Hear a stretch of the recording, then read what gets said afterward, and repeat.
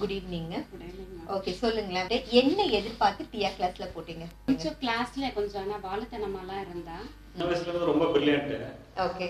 ஒரு 6th 7th வந்ததுக்கு அப்புறம் அவ படிக்கிறது வந்து ஞாபகத்துல வைக்க முடியல அப்படிங்கிற அதுதான் பிரச்சனையா இருந்துச்சு. எடுத்து ஏதாச்சும் நோண்டிட்டு இருக்கிறது, அடுத்தவங்களுக்கு கொஞ்சம் டிஸ்டர்பன்ஸா டிஸ்டர்பன்ஸ், பேசிக்கிட்டே இருக்கிறது, கான்சென்ட்ரேஷன் பண்ணாம இருக்கிறது, கிளாஸ்ல அட்டென்டிவா இருக்க மாட்டா, தொடர்ந்து பேசிட்டு. அத நீங்க முதல்ல பார்த்த மாற்றம் என்ன?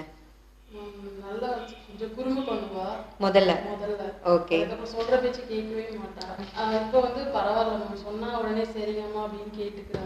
இல்லைங்க, முதல்ல இருக்கிற விட அந்த கோபம் கொஞ்சம் கம்மியா இருக்கு. ஸ்டடிலையும் கொஞ்சம் பரவாயில்ல, மார்க்லயும் வந்து நல்ல மார்க் எடுக்கிறாங்க. அவனோட ஒர்க் வந்து அவன் பண்ணிட்டு இருக்காங்க. ஓகே, அவனோட வேலைகளை அவனே செஞ்சுட்டு இருக்காங்க. ஓகே, உங்களுக்கு 6th 12 இயர்ஸ் வரும்போது கொஞ்சம் அவங்க இதுல நடையுடை எல்லாத்துலயும் அந்த சேஞ்சஸ் வரும் கேர்ள்ஸ்க்கு. அந்த டைம்ல எந்த பாதையில திரும்புவாங்கன்னு நமக்கு தெரியாது. இங்க வந்ததுக்கு அப்புறம் நாங்க விரும்பின பாதையில, அதாவது நல்ல எல்லா கேரக்டர் வைஸ் பழகிறது எல்லாமே ஒரு மாதிரி சரியாயிடுச்சுங்கிற மாதிரி உங்களுக்கு ஃபீல் ஆகுது. கிளாஸுக்கு போட்டு எவ்வளவு நாளுக்கு அப்புறம் சேஞ்ச் தெரிஞ்சது உங்களுக்கு? எனக்கு ஒரு 4 கிளாसेस முடிஞ்சதுமே எனக்கு ஒரு டிஃபரன்ஸ் தெரிஞ்சது மேம். ஸ்டார்டிங்ல ஃபர்ஸ்ட் லெவல் முடிச்ச உடனே தான் அந்த ஒரு 3 மந்த்க்கு அப்புறம் தான் அதை சொல்லிட்டு இருந்தாங்க. அந்த சேஞ்ச் வந்தது சொன்னாங்க. முதல் முறையா நீங்க பார்த்த சேஞ்ச் என்னது? ஓகே. அதுக்கப்புறம் அப்படி போக அவங்களுக்கு சேஞ்சஸ் தெரிஞ்சது. நல்லா மெமரி பவர் நல்லா ஜாஸ்தியா இருக்கு. அவனோட ஒர்க்கு மேக்சிமம் வந்து அவன் எந்த குறும்பும் பண்ணாது. அவனோட ஒர்க் வந்து அவன் பண்ணிக்கிறாங்க. அவன் மறந்து போயிட்டே இருந்தது நிறைய முதல்ல. இப்போ அது வந்து கொஞ்சம் நல்லா ஞாபகமா இருக்காங்க. ஓகே, மெமரியில வந்து மெமரி மட்டும் நம்ம எடுத்துக்கலாம். ஸோ அவுட் ஆஃப் 100னா டியாக்கு முன்னாடி எவ்வளோ பெர்சன்டேஜில் இருந்தா மெமரியில மட்டும்?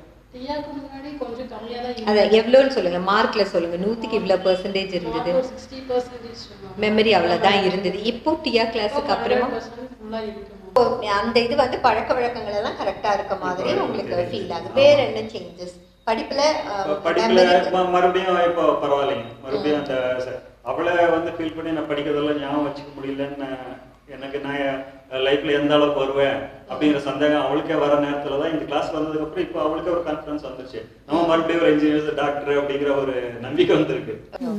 அது மறவிதான் வந்து பெரிய விஷயம். மார்க் எல்லாம் வந்து ரொம்ப கம்மியா எடுத்துட்டு இருந்தது. நல்லா இப்போ பரவாயில்ல, மார்க் நல்லா எடுக்கிறாங்க. கோபம் வந்து இல்ல. அதுக்கப்புறம் அவனோட ஒர்க் வந்து அவன் பண்ணிக்கிறாங்க. ஓகே, வேற என்ன அகாடமிக் சைட் சேஞ்சஸ் நீங்க பாத்தீங்க? அதாவது கான்சன்ட்ரேஷன் பவர் நல்லா இருக்கு, நல்லா கவனிக்கிறா. அவள் விளையாட்டு இருந்தாலும் கிளாஸ்ல வந்து ஒரு வாட்டி சொன்னா நல்லா ஞாபகம் வச்சுக்கிறா. மெயின் அது அவளுக்கு. ஏதாவது பண்ணிட்டு இருந்தாலும் படிக்கும்போது நீங்க தான் கூட உட்காந்துப்பீங்களா? படிக்கும்போது அவள் அதே விளையாடணுமா அப்படின்னு சொல்லுவா. திடீர்னு 5 நிமிஷம் கழிச்சு அதை டக்குன்னு சொல்லுவா. அந்த பவர் வந்து ஜாஸ்தியா இருக்குன்னு உங்களுக்கு அது தோணுது? இப்போ படிப்போட மற்ற குவாலிட்டிஸும் இங்க என்கரேஜ் பண்றதுனால, சொல்லி கொடுக்கறதுனால இப்போ டிஏ கிளாஸ் பரவாயில்ல. ஓகே, விஷயம் என் பொண்ணுனால எக்ஸைட் ஆன விஷயம்னு சொன்னா நீங்க எதை சொல்லுவீங்க? ரொம்ப ஷை டைப் இருப்பா. யார்கிட்டயும் பேச மாட்டா. இப்போ எல்லாத்துக்கிட்டயும் நல்லா ஏங்க வாங்க போங்க எல்லாம் பேசுறா. அந்த வித்தியாசம் உங்களுக்கு தெரியுது அகாடமிக் சைட்லயும் பிஹேவியர் சைட்லயும். முதல்ல நான் இதுதான் அந்த கிளாஸுக்கு போட்ட உடனே நான் பார்த்த சேஞ்ச் அப்படின்னா அவளுக்கே ஒரு நம்பிக்கை வந்துச்சு. அவளுக்கு நான் இன்னும் முன்னேறிடுவேன், நான் இன்னும் லைன் வந்துட்டேன், எனக்கு சொல்லி கொடுத்துருவாங்க, நான் எல்லாம் ஞாபகம் வச்சுக்கிறேன். தன்னம்பிக்கை வந்துருக்கு. தன்னம்பிக்கை, அதுதான் நீங்க பார்த்த முதல் சேஞ்ச். மம்மி பார்த்த முதல் சேஞ்ச் அவங்க கிட்ட சொன்னது? அவளோட வேலையெல்லாம் அவளே செய்ய ஆரம்பிச்சிட்டா அப்படிங்கிற சொன்னாங்க. ஓகே, எப்படி யாருக்கிட்ட எப்படி பேசிக்கணுங்கிற அந்த புரிதல் வருது. முதல்ல அது இல்ல. வேற என்ன பிஹேவியர்ல சேஞ்சஸா நீங்க பாத்தீங்க? அவளா கிளம்புறது, அவளா குளிக்கிறது, ஓகே, அதெல்லாம் பண்றது. சோ அவளோட வேலையை அவளே பண்ணிக்கிறா. உடனே யூனிஃபார்ம் நான் தான் பண்ணி விடுவேன். யூனிஃபார்ம்ல அவளே போட்டுக்கிறா. புக்ஸ் எடுத்து வைக்கிறது, அதெல்லாம் பண்ணிக்கிறா. அதாவது டியா கிளாஸ் இல்லாம இருந்திருந்தா அதாவது மெமரி பவர் கொஞ்சம் கம்மியா இருந்திருக்கும். எனக்குள்ள நான் இது பண்ணிடுவேன் அப்படின்னு ஒரு தாட் வந்திருக்கு. வந்ததுக்கு அப்புறம் நான் மேனேஜ் பண்ணிப்பேன், என்னோட வேலையை நான் மேனேஜ் பண்ணிப்பேன்னு அந்த ஐடியாவும் வந்திருக்கு. ஸோ கான்ஃபிடன்ஸ் இன்க்ரீஸ் ஆயிருக்கு.